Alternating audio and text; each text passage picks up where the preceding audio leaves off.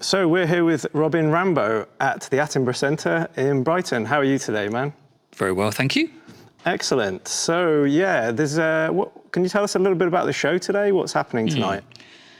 It's a live soundtrack to films by Harry Smith, an American bohemian filmmaker from the 50s and 60s, who had one of the largest collections of paper planes in the world.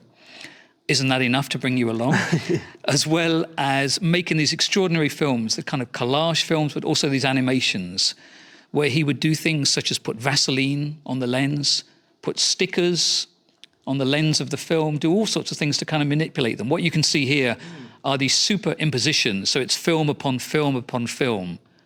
So you get all these kind of layers. And I have around 50 minutes of film.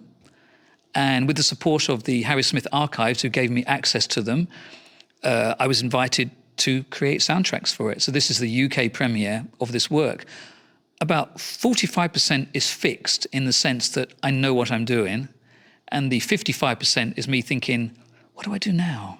It's quite improvised, so largely on the modular. So it's a kind of combination of these different small tools on the table.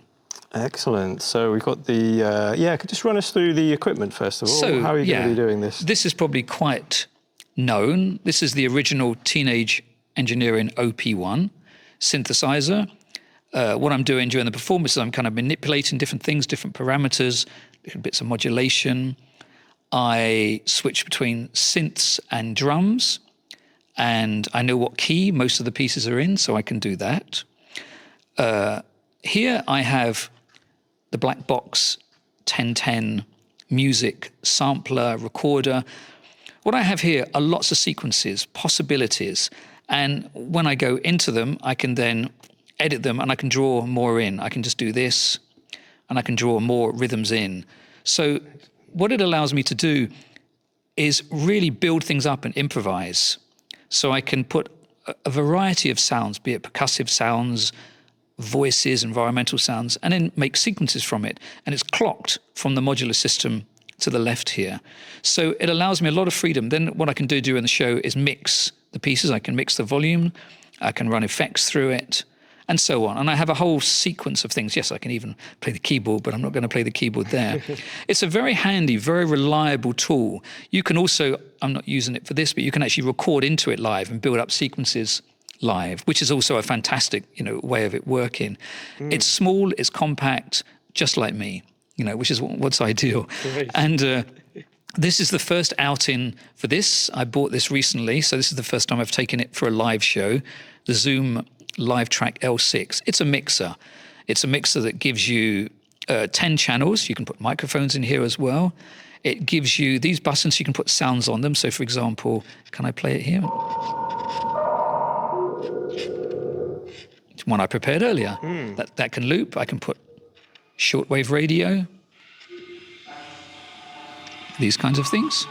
And are these sounds within the Zoom itself? No, these are sounds you record. You go into you take a cable here, you plug it to your computer, it has an app, and you can drop your own sounds in, and you can put all kinds of things. But you can also record onto those if you want. So you could be recording in the performance and record to these.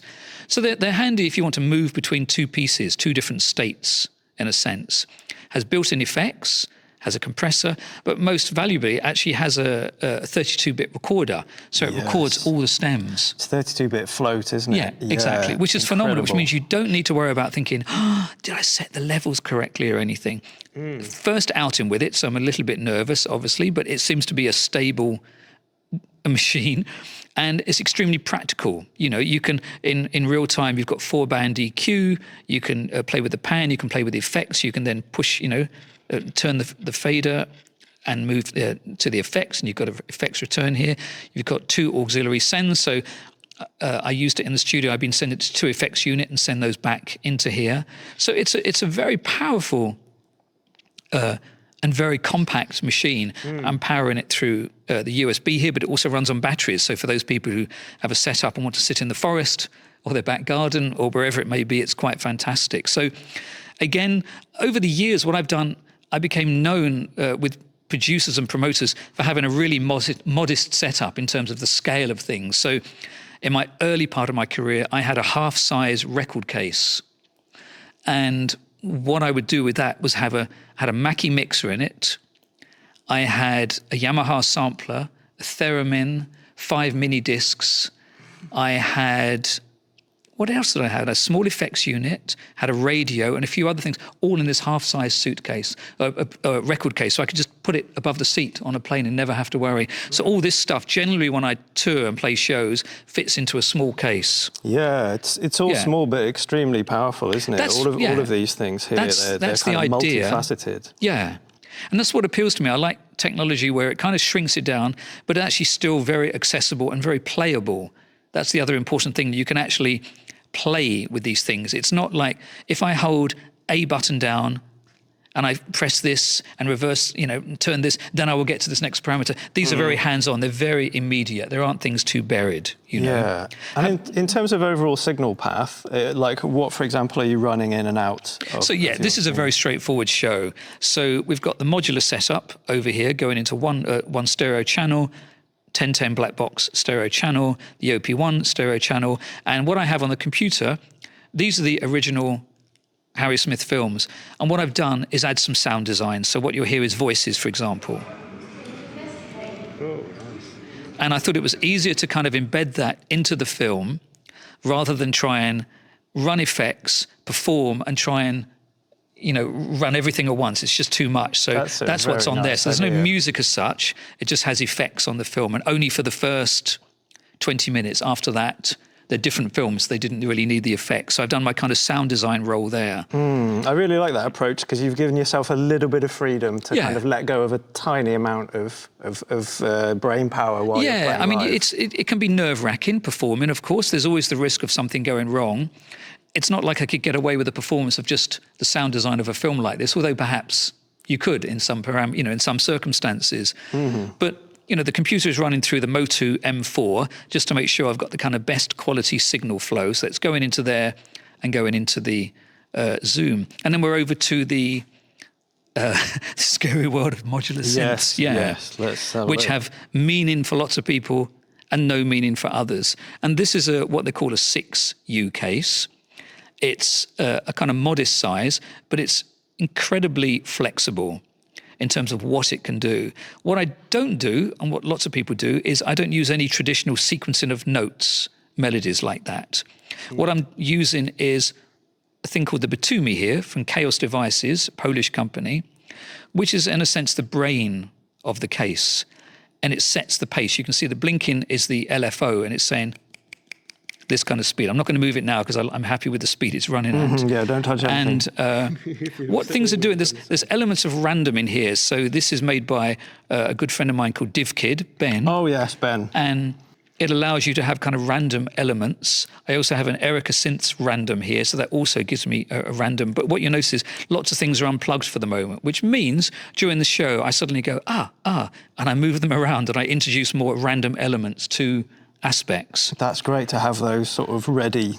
Yeah. And what you see, lots of people might think, well, it's not even plugged it in. But look, that one isn't even plugged in. But most of them are, look, that one isn't plugged in, is it?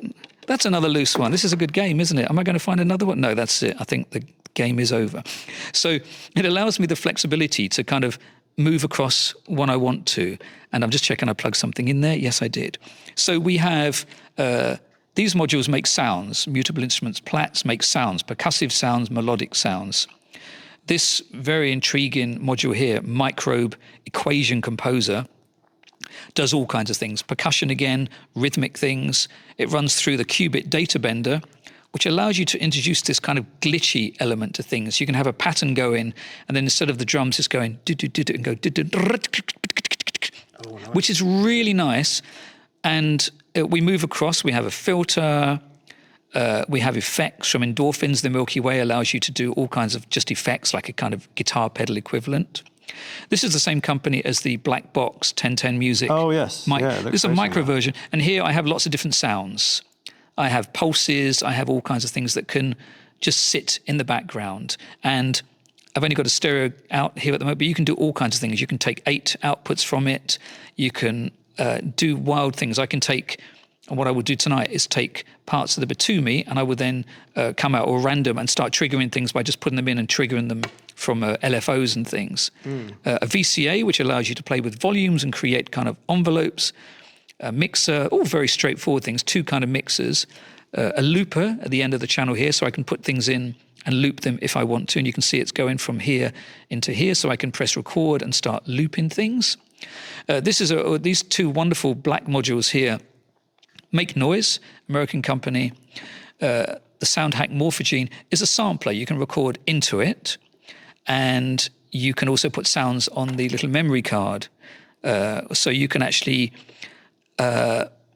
develop a kind of sonic library of your own if you want to. You can put it in there. And within there, where the green part is, that's the kind of pitch it's recorded at, and you can slow it down, you can speed it up, you can splice the sound. So you could have a sound, let's say it was going la la la la, but you can splice it into lots of tiny bits. It goes la la and move through it, and you could send a pulse or a LFO or something into it, so it moves between all those bits. You can actually create. You could take something that's familiar and create something new with it, completely new with it. And ultimately, in a sense, it all runs through the Magneto made by Strymon, who obviously known for their guitar pedals. Yep.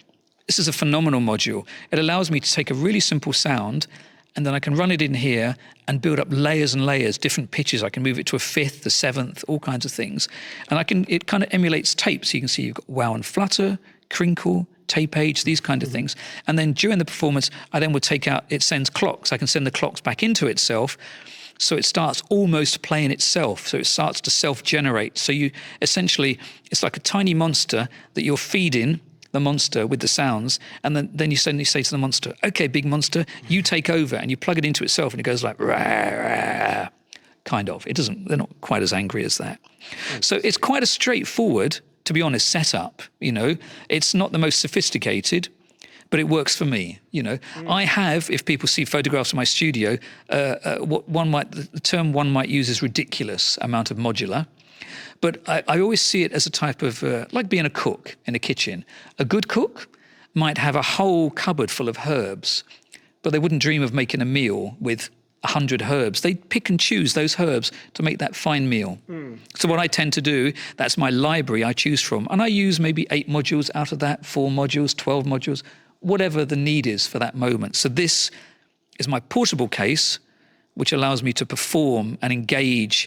And it's enough that I can completely improvise and perform a 40-minute set without worrying that I'm going to run out of material, And in terms of the 45 and 55% that you mentioned of planned stuff and unplanned stuff, what's the planned stuff like? Planned stuff, I have sequences on here. So I have sequences I can go into, and like these kind of things, all these what they call call the mod, they're all clocked from here, so everything can run at the same speed. The 1010 music will be clocked from the modular, and by clocked I mean obviously it's running at the same speed, and I can go in and I can start playing these sequences. So in the first 25 minutes or so, I am able to trigger sequences, but within those I can mute things and unmute them. I can build up layers. I could press all of these and have everything playing at once. I could have 1 or 2. It depends what I want to do, Right. And where would the destination for the sequences, what is the destination for the sequences? So this is just literally coming, I mean, what's so great about this,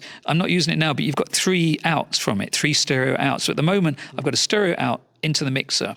Sometimes what I've done is set it up so that the drums come out of one channel, melody comes out of another channel. So the drums I can run through another effect. So for example, the Zen delay, the Erica Synth Zen delay, which is an amazing kind of guitar pedal, very organic, gives me a filter, gives me saturation. So I will run the drums into that. So the melody will stay all clean, but everything else will run through that and produce this very organic kind of, atmospheric feeling. So yeah, this allows me to be locked in a way. And when I say locked, it means it can always stay in with this. So I can use a rhythm in here. I can have this, and then this will be run into it. So I can do this, and this will run at the same. I'm not sure how well you hear this over the. You hear that deep. So this is playing from here, and I can.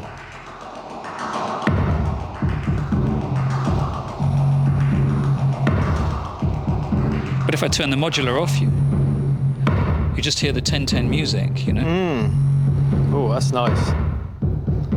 But it means everything will be in time, which is great, which also means when I change the speed of the LFO on the Batumi, make it slower or faster, I can make it epically slow or fast. You know, you can work within a sense the energy of the film I'm working with, but also the audience. When they're screaming like crazy and throwing money and underwear at me, then I can really develop the atmosphere of it.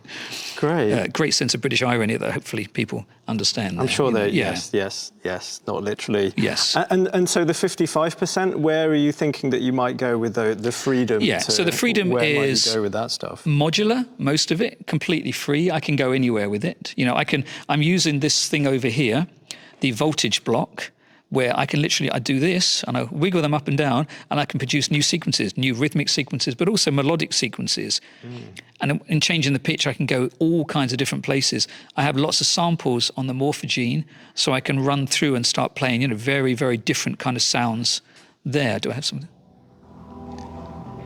Like this kind of really, let's take the input out. I've got this, and if I move through the samples,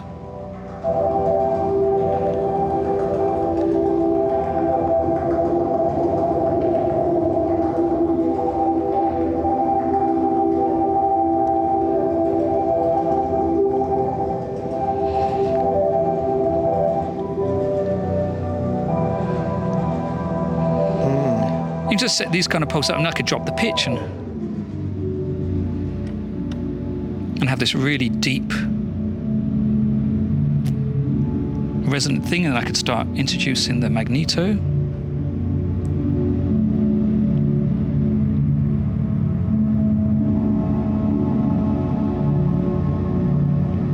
And you have this almost 1970s Tarkovsky-esque dream world, you know, lost in a psychedelic forest in outer space. The reeds in the water now. Yeah, exactly. But, you know, I've never done that before, and it sounds quite pleasing. I should be recording this. It's lovely. But that's what I love about the modular system. But also the other thing that's really key, and, you know, I'm not the first person to say it, is the fact that you're not looking at a screen. You're not staring at a screen, and so much, here we are talking into a screen, but so much of I'm just readjusting this so it goes back to the right pitch, there we go. So much of our lives is lived through a screen, more so than ever. You know, we grew up listening to or watching the news and taking information that way, but now pretty much the majority of information from the world comes through, you know, a monitor in a way. So the joy of working with these kind of systems is I'm using my ears. I'm not looking at a sequence, you know. There was a sequencer I used to use, I can't think what it was, years ago, and it allowed you to turn the screen black when you're listening back. I know you can close your eyes, you can turn away, but it allowed you the opportunity to just blacken the screen, which meant you weren't watching for sequences as they develop. You're using your ear. You're having an emotional response to it. And that's what I love with these kind of setups, that I can be playing and think, you know what I'm going to do? I'm going to suddenly stop everything and do this really quiet thing. Just because the images are moving fast, the sound doesn't have to move fast, et cetera, et cetera.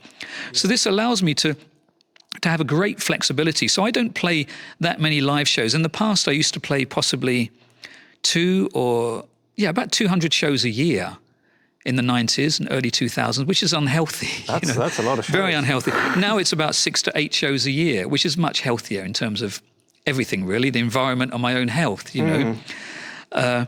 But it means I can do something different every time. 2 weeks ago, I was in Bristol working with Adrian Utley from Portishead on a very beautiful piece that was more like kind of Elizabethan English music on guitar and electronics.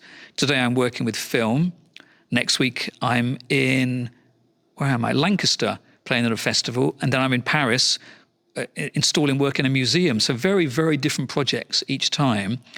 But it means I also don't get bored by it. You know, there's a sense when you play the same set, perhaps if you're in a band or whatever it may be, there's maybe the aspect of thinking, do I really want to play this again? You know, that kind of scenario, which I think is not uncommon, you know. Exactly, especially when bands have a hit song that everyone wants to hear for the next kind of 20, and so if people start years. Screaming out for my hits tonight, it's going to be a real problem. If I start screaming out all the classic hits I've had over the years, those chart toppers, they're not going to be happy. But exactly. That's the joy of not being, a chart-friendly act. Yeah. You can get away with a lot. Yeah, it's kind of creatively liberating to be, you've moved in so many different ways. You give yourself the space to move wherever you want to go, which is I'd like to feel that admirable. An audience that is familiar with my work who comes along is open-minded enough to recognise that, and to embrace that moment, to know that, some people might make this into a very finished piece, which is perfectly fine, and I could walk off the stage and it plays itself.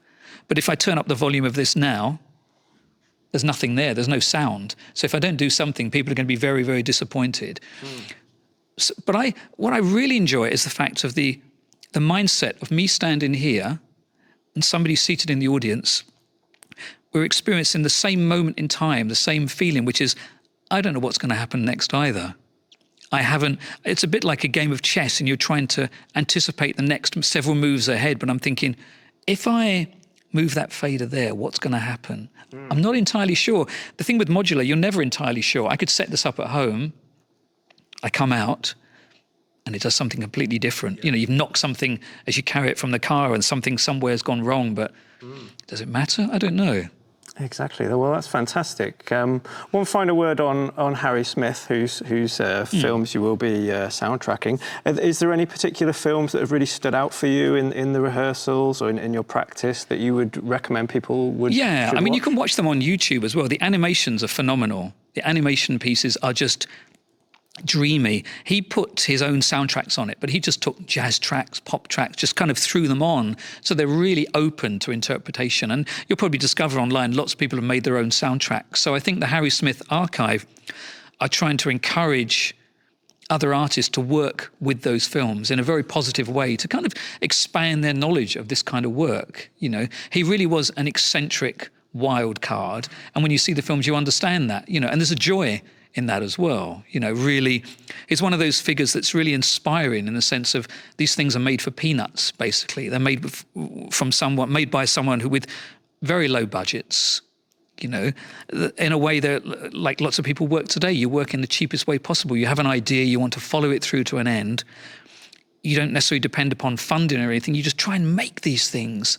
And that's what Harry Smith was doing. In that sense, he was a great inspiration to many people, I think, and sort of connected the dots between these very different worlds in the 60s. Absolutely. Well, thank you so much, Robin, for spending some time talking to us. And we're really looking forward to the show. Great, thank you.